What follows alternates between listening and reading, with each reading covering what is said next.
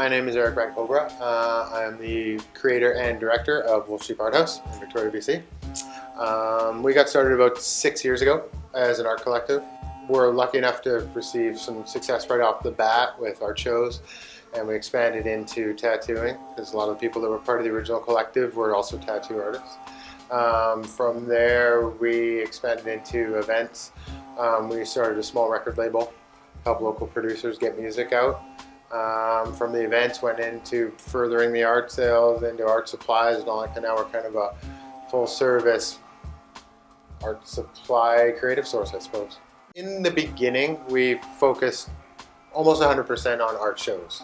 So the collective would produce work or installations and collaborative work, and we would just do our own shows and sort of pop-up venues. As we kind of got a bit more well-known, people came to us and wanted to attach us to their events, so music festivals, of course, are a natural fit.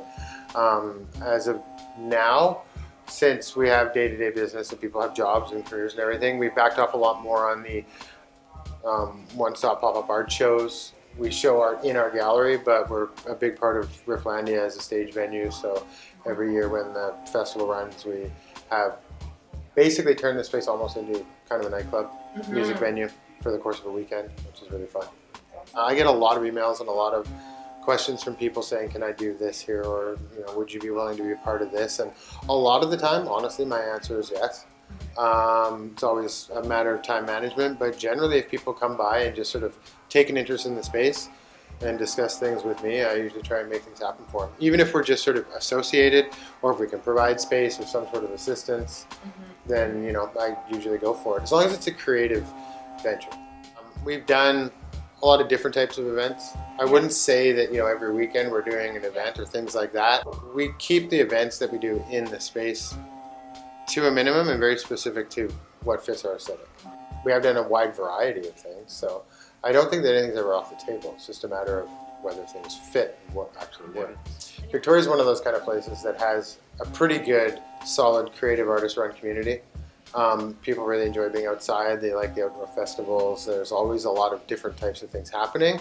And any time that somebody comes and says, hey, we'd really like you to be a part of this, like I say, the answer is generally yes. And it just sort of is a matter too of like what you're going to do. Like, I don't get a ton of benefit out of being a part of every single little event and having a booth there and flogging some t-shirts.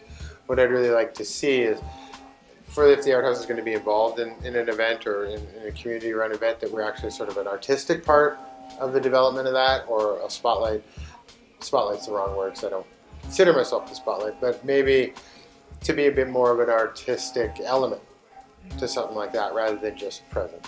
But to actually inject artists and what they're doing into the community and give them a platform. If we can take our name and our structure and apply it to somebody else that wants to pull the artistic interest in, we find the artists and put them in place. So that it's not so much like we're benefiting exclusively from doing something, but what we're doing is enabling the artists to benefit exclusively from the exposure.